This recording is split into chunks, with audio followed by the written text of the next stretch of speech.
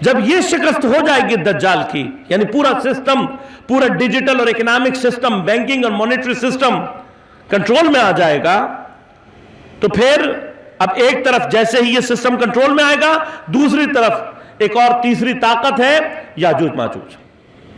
یاجوج ماجوج کیا ہے؟ یاجوج ماجوج کا ذکر قرآن میں 2 مرتبہ ہوا ہے، ایک سورہ انبیاء میں اور ایک مرتبہ سورہ کہف میں۔ سورہ انبیاء میں صرف قیامت یا آخر الزمان کے علامت کے عنوان پر ان کے خروج کو لکھا گیا ہے کہ یہ آخری زمانے میں کھل جائیں گے، یہ آخری زمانے میں پوری دنیا میں پھیل جائیں گے۔ سورہ کہف میں جو ان کا ذکر ہوا ہے جناب ذوالقرنین کے زمانے میں، اس سے کچھ علامات وہاں پر ملتی ہیں، کچھ روایت نے بیان کیا ہے کہ یہ قوم فاسد، ان کے لیے قرآن نے لفظ استعمال کیا مفسدون فی الارض، یہ زمین میں فساد برپا کرنے والی قوم ہے۔ یاجوج ماجوج کے بارے میں ایک بات پہلی چیز ذہن میں رکھیے گا کہ یاجوج ماجوج ایک قوم کے عنوان سے پہچانی گئی ہے، جہاں پر بھی غالباً توریت ورنہ انجیل میں ڈیفینیٹلی ان کا ذکر ہوا ہے، اور انجیل میں یعنی انگلش میں گوگ میگوگ کے نام سے ہے، اردو ترجمہ یاجوج ماجوج، انجیل میں بھی ان کا ذکر ہے، اور تقریباً وہی ساری باتیں ہیں جو ہمارے ہاں قرآن میں پائی جاتی ہیں۔ لیکن اسرائیلیات نے جو ورود کیا ہے اور کچھ روایات جو ہمارے ہاں برادران اہل سنت کے ہاں ملتی ہیں وہ غیر حقیقی روایات ہیں۔ ان میں مثلا ان کے بارے میں یاجوج ماجوج کے بارے میں عجیب افسانوی قسم کی باتیں کی گئی ہیں کہ پتہ نہیں چھوٹے سے قد کے ہیں اور اپنی زبان سے جو ہے وہ سد سکندری کو چاٹتے رہتے ہیں، اسے ختم کرنے کی کوشش میں لگے ہوئے ہیں، صبح اٹھتے ہیں تو پھر پوری ہو جاتی ہے، قیامت کے نزدیک وہ دیوار ختم ہو جائے گی، باہر نکل آئیں گے۔ کسی نے لکھا کہ جی یاجوج ماجوج جو ہے وہ چھوٹے سے قد کے ہیں اور ان کے بڑے بڑے کان ہیں، اتنے بڑے بڑے کان ہیں کہ وہ ایک کان کو جو ہے وہ چادر کے طور پر بچھاتے ہیں اور دوسری کو اوڑھ کر سو جاتے ہیں۔ اب یہ جو کریکٹرسٹکس ہیں یہ سارے کے سارے آپ کو کارٹون میں تو مل سکتے ہیں، لیکن حقیقی دنیا میں آپ کو یہ کریکٹرز نہیں مل سکتے۔ اور ایسے یہ بینارس کیا، ایسے یاجوج ماجوج کے ہم انتظار میں رہے تو پھر ہم نے کر لی تیاری امام کے حوالے سے۔ یاجوج ماجوج کی کریکٹرسٹکس کیا ہے؟ پہلی کریکٹر یہ ہے کہ جہاں پر بھی بیان ہوئے ہیں ایز اے نیشن بیان ہوئے ہیں۔ دوسری چیز جس کو قرآن نے اور روایات نے بیان کیا وہ کیا بیان کیا؟ کہا کہ یہ دنیا کے شرقی حصے میں ہے، مشرق میں ہے، بس ایک قوم ہے جو کہ مشرق میں رہتی ہے۔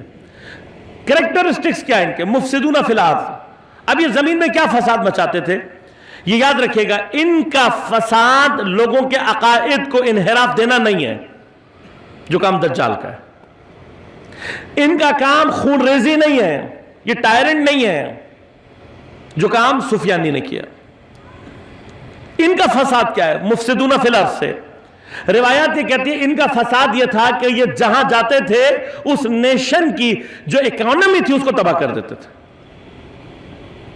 مثلا اگر یہ کہیں پہنچا اور انہوں نے دیکھا کہ یہ قوم اس کی جو ڈیپینڈنس ہے وہ ایگریکلچر پر ہے تو ان کے کھیت، ان کے باغوں کو تباہ برباد کر دیتے تھے۔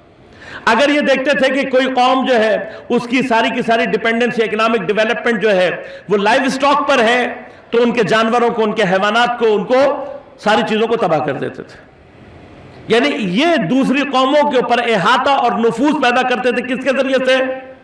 ان کو اکنامکلی تباہ کر کے۔ بس اب یہ 3 کریکٹرسٹکس آپ جمع کریں۔ پہلا کریکٹر ایک قوم، دوسرا کریکٹر مشرق، زمین کے مشرق میں، تیسرا کریکٹر مفسدون فی الارض ہیں۔ کس اعتبار سے؟ جہاں جاتے ہیں وہاں پر جا کر اس جگہ کے اقتصاد کو تباہ کر دیتے۔ اب جیسے ہی آپ یہ 3 کریکٹرسٹکس جمع کریں گے ایک نیشن آٹومیٹکلی آپ کے ذہن میں آ جائے گی۔ اس وقت امریکہ سب سے زیادہ کس کا مقروض ہے؟ یورپ سب سے زیادہ کس کا مقروض ہے؟ سری لنکا سب بینکرپٹ ہو کے اپنا ملک کس کے حوالے کرنے کے لیے تیار ہے؟ اور اس طرح کی بہت ساری اگزامپلز ہیں جو میں آپ کو دے سکتا ہوں۔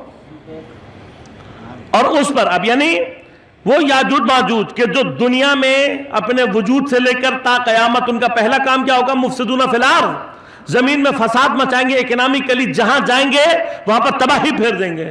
اب اگر ہم ان سے کوئی معاہدہ کر لیں اور اس خوش فہمی میں رہیں کہ یہ ہمارے ملک میں آ کر خوشحالی لے کر آئیں گے تو یہ بالکل ایسے ہی ہے کہ جیسے آپ ڈریگن کے منہ میں جا کر بوٹی تلاش کرنے کی کوشش کریں۔